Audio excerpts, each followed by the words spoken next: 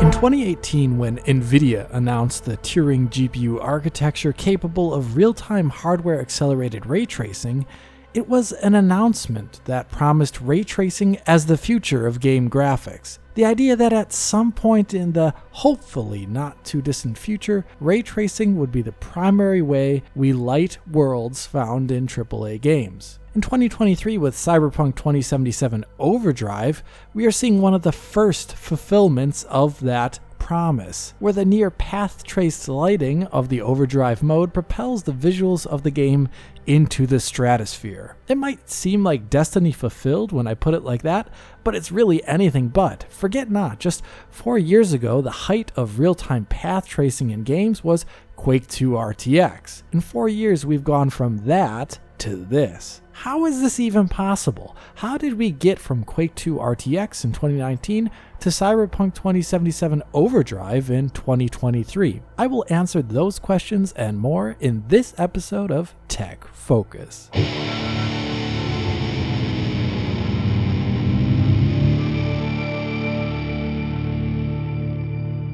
How did we go from Quake 2 RTX to Cyberpunk 2077 Overdrive in just 4 years? There are many trends here that enabled this to happen, but one of the easiest to point out is the obvious one, and that is the intense increase in performance for hardware accelerated ray tracing on the GPU. The most powerful GPU running Quake 2 RTX at its release in 2019 is the RTX 2080 Ti. It managed to run the game rather well at around 1080p, capable of 60 FPS with room to spare. Yet turn up the resolution to a higher standard like 4K and you can immediately see how heavy the path tracing is on the GPU. At 4K here, the RTX 2080 Ti typically runs in the upper teens and low 20s. 4 years later, modern GPUs are powering through those ray tracing calculations much better. The RTX 4090, which occupies a similar spot in the full graphics stack as the 2080 Ti, shows astonishing gains over that RTX 2080 Ti.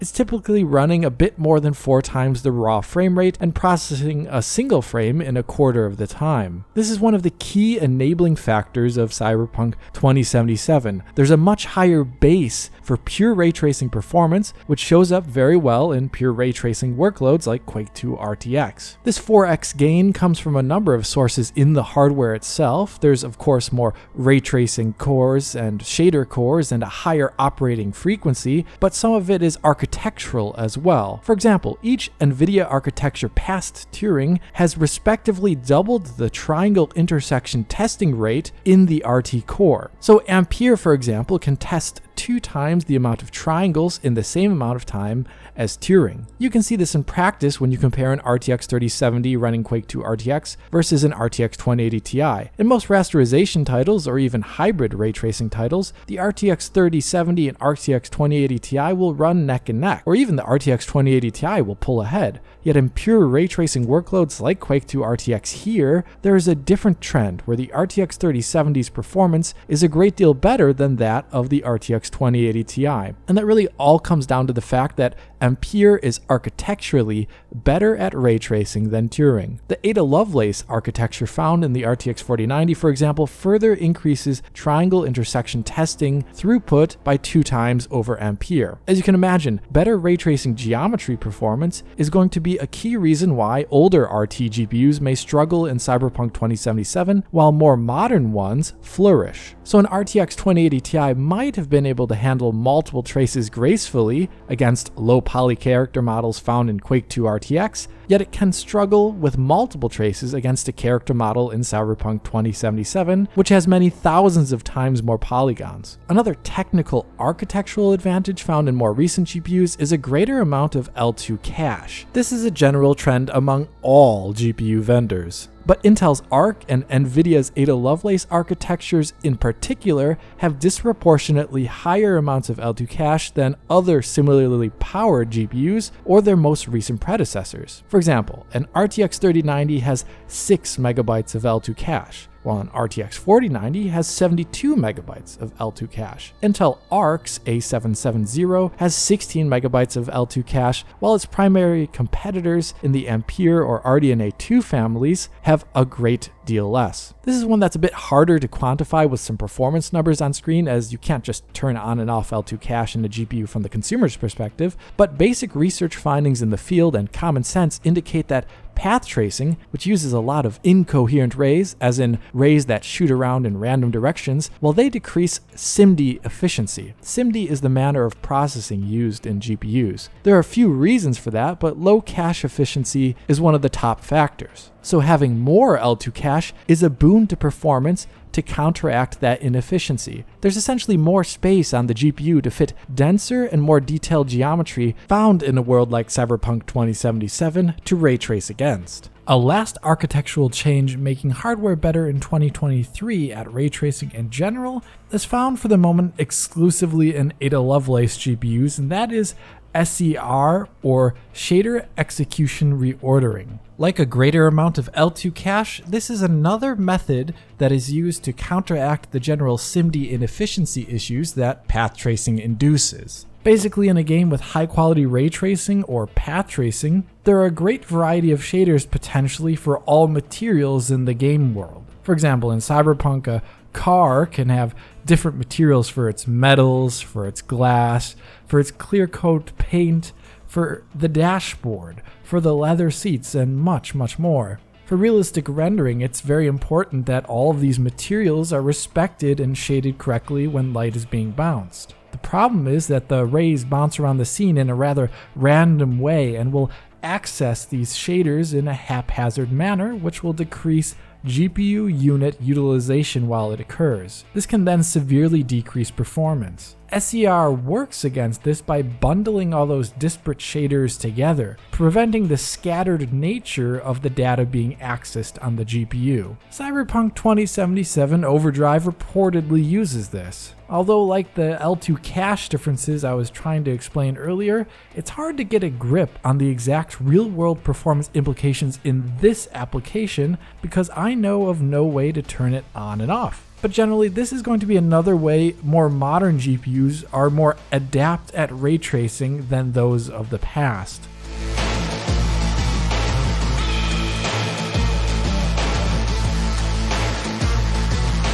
The hardware getting better in raw power through architecture and speed, though, is only one part of that equation which enables Cyberpunk 2077 Overdrive to actually exist in its current state. The advances on the software side of how ray tracing works in real time is perhaps just as, if not even more important. Here there have been great efficiency advancements in the last 4 years, which have made it so that the rays that are being traced on the GPU are being traced in a smarter and more effective way. Basically, developers have learned ways to shoot a similar amount of rays out into a game scene while getting a much better visual return for a similar amount of performance. One of these key advancements comes from RESTR. RESTR is a silly sounding word that stands for Spatio-Temporal Reservoir Resampling. What does this mean? Well, I will get into it in a bit, but before that, I need to describe the problem that RESTR is trying to solve. Modern game worlds like Cyberpunk 2077 have a lot of light sources in them. At nighttime in Night City, there could be hundreds of lights in a frame. Heck, there could be thousands of lights in a frame, or even worse. In traditional rendering without ray tracing, this is already a big performance problem, and many techniques have arisen since the mid-2000s to enable many lights with better performance. Deferred rendering, forward plus rendering, clustered forward rendering, and so on and so forth. Ray tracing or path tracing has a similar many lights problem, where performance can become a big deal when tracing many lights. See, in ray tracing, to get accurate results, you are sampling in a way which is very noisy. You're sending out rays into the scene in a kind of random way to find out where lighting is. And due to this randomness, the results you get back are incredibly noisy. So you need many rays classically to get good looking results. That is why getting ray trace lighting in Cyberpunk is such a challenge. There are tons of light everywhere, and you could round a corner and suddenly see a whole host of new lights that are completely unpredictable. A traditional path tracer would require many rays and definitely not be performant in real time by the time it started to look good. It is for this reason why Quake 2 was comparatively easy to trace lighting in when it released in 2019. In Quake 2 there are just a few light sources in any given scene, and the levels are small and pre-packaged in such a way where it is easy to find and trace lights when new ones are about to come on screen and start affecting the pixels that the player can see. The style of tracing used for Quake 2 RTX is completely untenable for good visuals or performance in something like Cyberpunk 2077. That method really wouldn't work for most modern games, especially big open world ones like Cyberpunk 2077. So new methods had to come into existence that did not exist in 2018 or 2019 to make Cyberpunk 2077 possible with its overdrive mode. That is where Restir comes in, or in its branded form of RTX DI. The algorithm works by reusing the paths of light from previous frames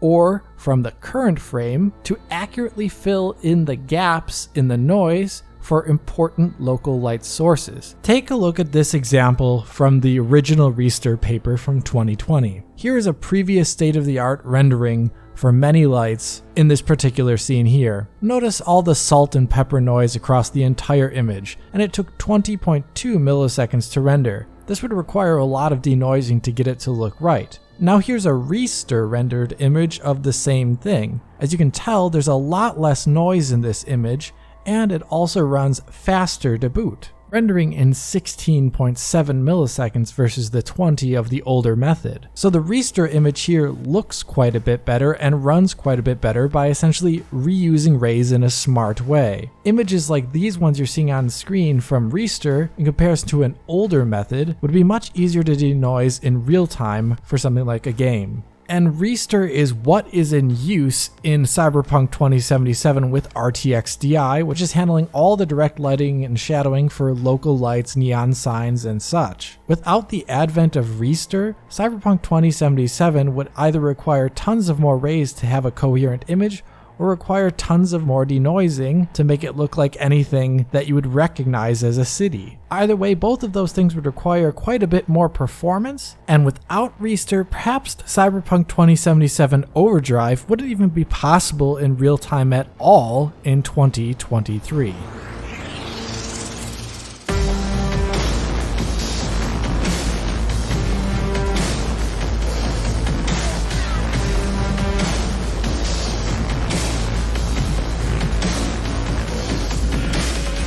Beyond optimizations to ray tracing algorithms, in the year 2023, games in general are also doing their rendering quite differently than before due to image reconstruction. And this is another element that is making Cyberpunk 2077 Overdrive possible right now. Back in 2019, when Quake 2 RTX launched, DLSS 2 did not even exist. The entirely different technique of DLSS 1 was what was on offer, and it was in general not impressing too many in the PC world. In 2023, DLSS 2 is now a compelling machine learning based image reconstruction technique, and image reconstruction in general has become an established pillar of modern PC gaming. And it is changing the way gamers can experience GPU heavy titles like path traced ones. For example, on an RTX 4090, if you were to currently max out Cyberpunk 2077, you would be hard limited to around a 1080p internal resolution when looking for a healthy 60 FPS. But with advances in machine learning, we can now take that 1080p image, process it in real time for a performance cost, and reconstruct up to 4 times the amount of pixels, and you'll see a greatly improved image quality for that performance cost. And on top of that, you can add machine learning assisted frame generation to further enhance the presentation. In 2019, when Quake 2 RTX came out, frame generation was essentially unheard of for games. The last compelling demo of the technology was nearly 10 years earlier when LucasArts demoed a version of frame generation for The Force Unleashed 2. In 2023, that is now a viable technology, and we can take that 4K DLSS image that I showed earlier, and we can amplify its frame rate to increase perceptual fluidity with DLSS 3 on Ada Lovelace GPUs. So things like frame generation and image reconstruction are making heavy ray traced experiences much more fluid and detailed than they possibly could have been just 4 years ago. So Cyberpunk 2077 Overdrive is the synthesis of a lot of separate elements that have evolved over the last couple years. There's hardware advancements, ray tracing algorithmic advancements, and image processing advancements, all of which make the experience possible as we see it today. So where does the technology go from here? Here I think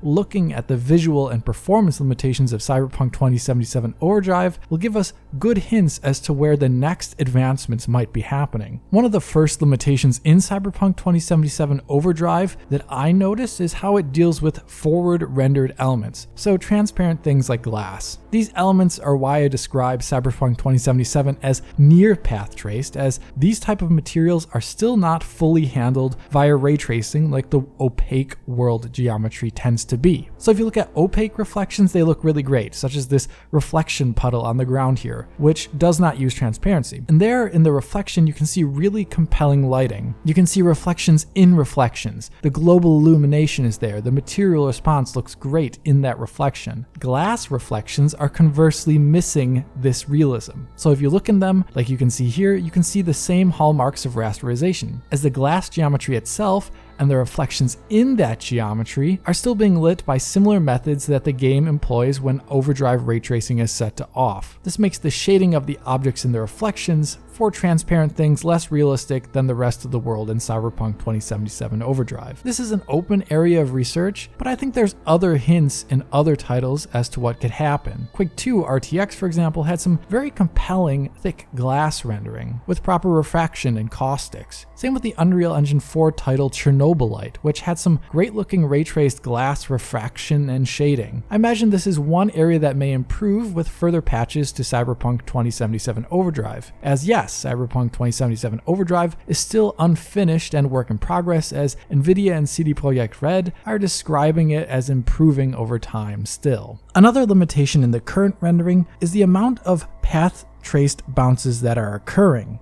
Currently, 2 bounces for specular and diffuse lighting. That is a lot of bounces and is actually enough from a perceptual realism perspective, but there are still potential lighting conditions where more bounces could help. For example, in Minecraft RTX, I set up a maze-like entrance to this structure here where the deeper you go into the structure, the more bounces of diffuse lighting are needed to actually have lighting show up. At the furthest end inside that entrance, you can still see some light, as the most extreme bounces are showing up there. Definitely a lot more than 2 bounces. With its current setup, Cyberpunk 2077 Overdrive could not represent such an extreme lighting condition. In Minecraft RTX, this is possible due to a technique of surface caching, which is caching diffuse lighting in the game world itself. So you can get some of these extreme lighting situations in Minecraft RTX. It has its limitations though. Surface caching typically is limited to diffuse lighting, so opaque reflections like those found in metal would not have this many bounces. They just have 1. Only rough materials such as concrete will show off the surface caching behavior. I'm not sure if Cyberpunk 2077 will use surface caching like Minecraft does or other titles do, as it is an imperfect solution to a degree. For one, like I said earlier, it can't do specular lighting bounces, so only get diffuse lighting being affected by the surface cache. In a world like Cyberpunk 2077 with all of its metals and glass, maybe that's not enough for realism. Similarly, current surface caching techniques can lead to greater lighting lag. You can see this if you block off light in Minecraft RTX. It can take a while for the light energy to disappear from your view when you do so. Rather, based upon what I hear from Nvidia, I think Cyberpunk 2077 may use a different style of caching technique called neural radiance caching. This machine learning based technique was presented originally in 2021, and I think it would offer some interesting benefits for Cyberpunk 2077 specifically. For one, the neural radiance caching can include specular information in that cache, as it doesn't have any assumptions about what type of materials are being cached against. So you can see multi-bounce reflections being handled by the neural radiance cache. This is something other techniques can't do really, and this is really good for a world like Cyberpunk, which has a lot of synthetic materials materials, metals, and glass. It would also, of course, provide diffuse lighting information, so extreme shadowing conditions like I showed off earlier in Minecraft RTX could then be accurately represented in-game in Cyberpunk 2077 with less noise and lag. That is another thing that Neural Radiance caching could help clean up: noise. Because right now in areas that are mainly indirectly lit, you can see a good amount of noise in Cyberpunk 2077 Overdrive. Surfaces can look like they're swimming in lighting information. Using cached lighting information from something like a Neural Radiance cache could help alleviate this noise issue completely. A last limitation in Cyberpunk 2077 Overdrive that gives hints to the future is in performance. Right now, the game is extremely heavy. That makes sense as it is a nearly fully path-traced AAA game, yet I still think there's some room for improvement on the software side. For example, right now the game does not take advantage of OMM, which stands for Opacity Micromaps. This is an asset format that can be read by Ada Lovelace GPUs, which speeds up the tracing of alpha-tested geometry, like vegetation, for example. Right now, if you go into areas of the game world with a lot of vegetation, you can see how they can be much heavier than those areas without vegetation. I imagine OMM could be added to an update of Cyberpunk in the future. But beyond that simpler speed up, I'm not sure what other optimizations could be added in. One thing I found interesting in making this video is that I saw that Cyberpunk 2077 Overdrive runs at native 4K on an RTX 4090 with a similar frame rate to how an RTX 2080 Ti runs Quake 2 RTX at 4K. So perhaps we're going to see a similar situation here with Cyberpunk 2077 Overdrive. Perhaps now the game is very expensive at 4K on modern GPUs, but in 4 years' time, maybe we'll have GPUs that can render Cyberpunk 2077 Overdrive at 4K, much like a 4090 runs Quake 2 RTX at 4K. That would be awesome to see and something I would look forward to. But in the meantime, I hope you enjoyed this tech focus about Cyberpunk 2077 Overdrive, how it came to be, and what it might evolve into in the future. If you did enjoy it, please hit that like button and subscribe to the channel. If you're already a subscriber, hit that little bell in the corner to be informed as soon as Digital Foundry posts a video. If you want to help us out, support DF on Patreon to enable more videos like this and get access to years of our content in high quality for download. Other than that, comment below, follow on Twitter, and as always, this is Alex bidding you farewell und auf Wiedersehen.